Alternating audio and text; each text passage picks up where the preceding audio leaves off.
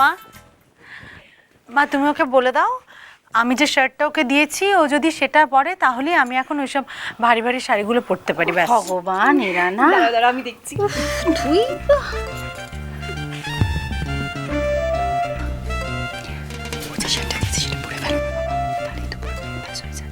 এটা কোনো ব্যাপারই না, আমি যাচ্ছি এক্ষুনি পরে চলে আসছি।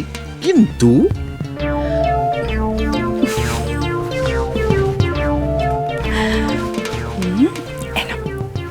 হলো, যাও।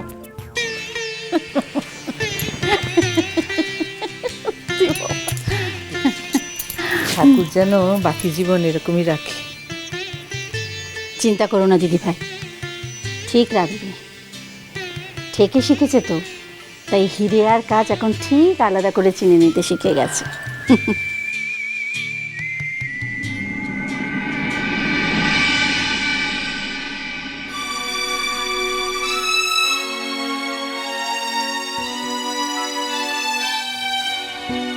হ্যাঁ রে ছোট, আজও ছোট্টর পর ফোন করেনি? না।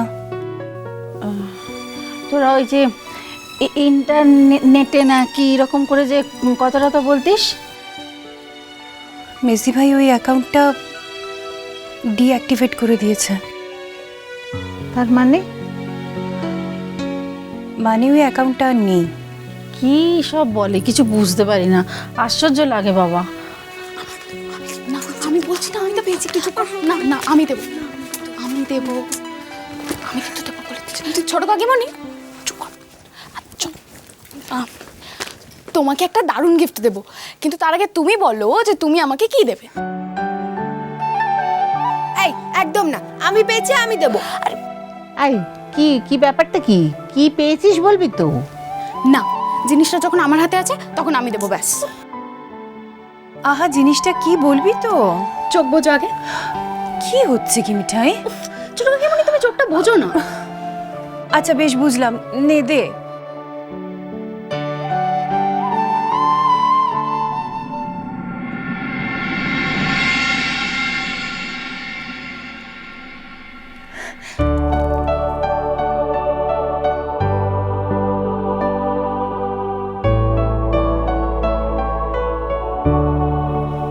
ওই দেখ, ও তো বিদেশের খাম, এ তো ছোট্টর পর চিঠি এসছে নিশ্চয়ই। সেই তো, আমরা তো ভুলেই গিয়েছিলাম। ওনার তো ফোন টোনে কথা বললে হয় না, ওনার তো চিরকাল চিঠি লিখতে হয়। বাঁচা গেছে বাবা, চিঠি এসে গেছে। এবার তুই পড়, আমরা ও না না, পুরোটা পড়তে হবে না, আমাদের দরকার নেই। খানিকটা পড়, মানে কেমন আছে আর কবে আসবে সেটুকু জানলে আমরা খুশি।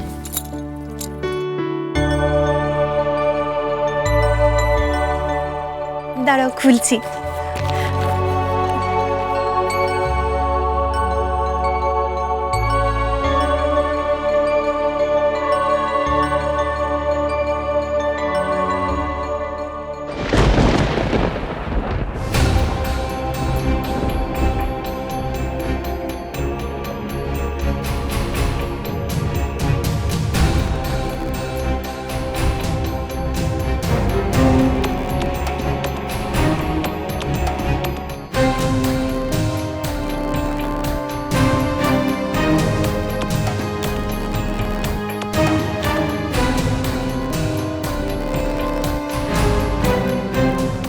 কিরে, কি লিখেছে?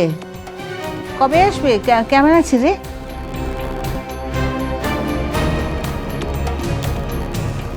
দিদি ভাই বোধহয় আসবে না লিখেছে, জানো। দেখো না, সেই জন্য ছোট বেচারির মুখটা শুকিয়ে গেছে।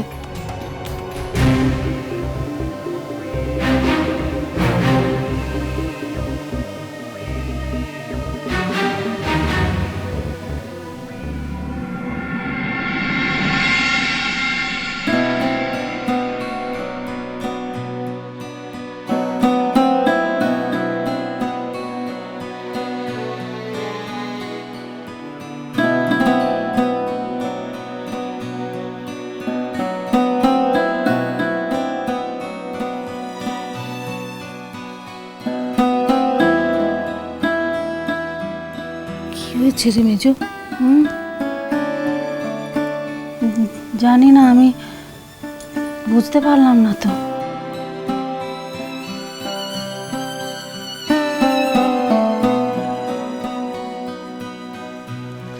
এই, তোরা বড়দের মুখের সামনে হাঁ করে দাঁড়িয়ে আছিস কেন রে? যা, কাজ হয়ে গেছে, ভেতরে যা।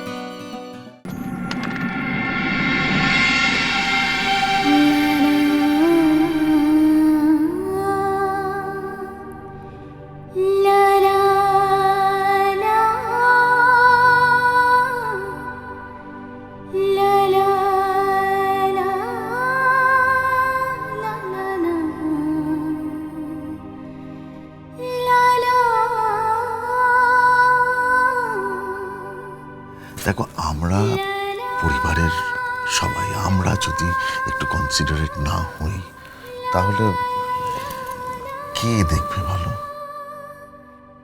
এরপর তুমি যদি এইভাবে রাগ দেখাও, বৌদির অবস্থাটা ভেবে দেখো তো।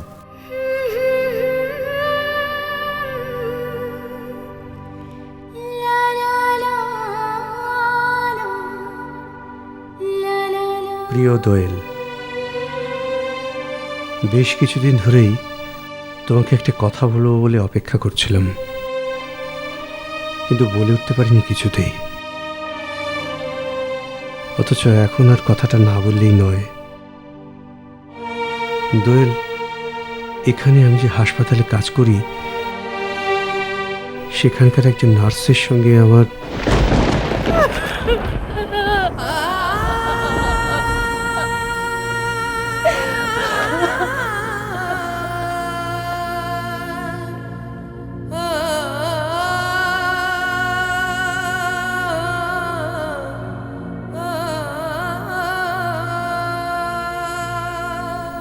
বুঝতেই পারছো কি বলতে চাইছি। আমি এই সম্পর্কটা থেকে বেরোনোর জন্য নিজেকে অনেক সময় দিয়েছি, অনেক, কিন্তু ফাইনালি পারিনি। আমি জানি তুমি আমাকে ডিভোর্স না দিলে এই রিলেশনকে কোনো ফাইনাল শেপ দেওয়া আমার পক্ষে সম্ভব নয়। তবে এও ঠিক, ডিভোর্স পাওয়ার জন্য আমি তোমার কাছে কোনো রিকোয়েস্ট করব না। আমাকে ডিভোর্স না দেওয়ার সব রকম অধিকার তোমার আছে দোয়েল। আমি বাড়িতে এই কথাটা কাউকে বলতে পারবো না দোয়েল। ইনফ্যাক্ট দাদাকে তো ফোর্স করতেও পারবো না। তবে একটা কথাই বলবো দোয়েল, এই ঘটনায় পুরো দায় আমার নয়।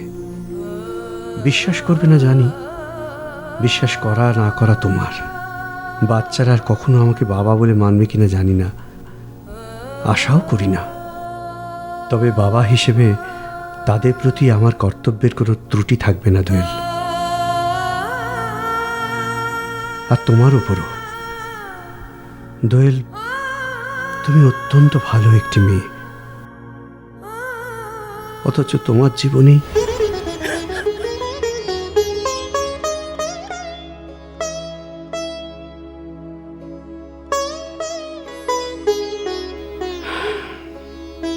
দোয়েল, আর কখনো তোমার সঙ্গে আমার দেখা হবে কিনা জানি না। আমি তোমাকে ফেস করব কি করে তাও জানি না। তবে একটা কথা জেনে রাখো, আমি আজও তোমাকে ভালোবাসি দোয়েল।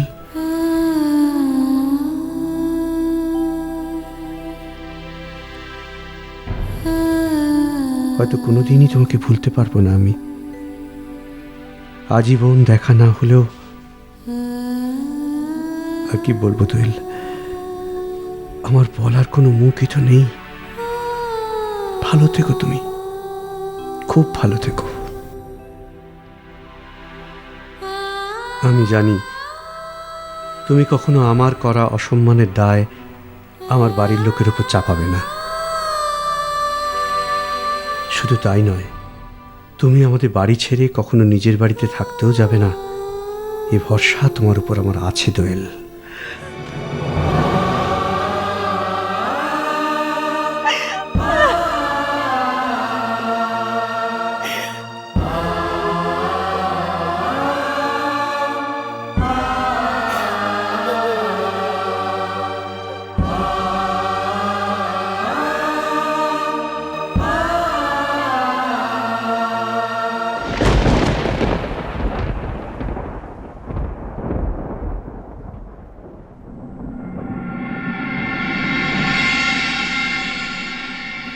কি রে ছোট,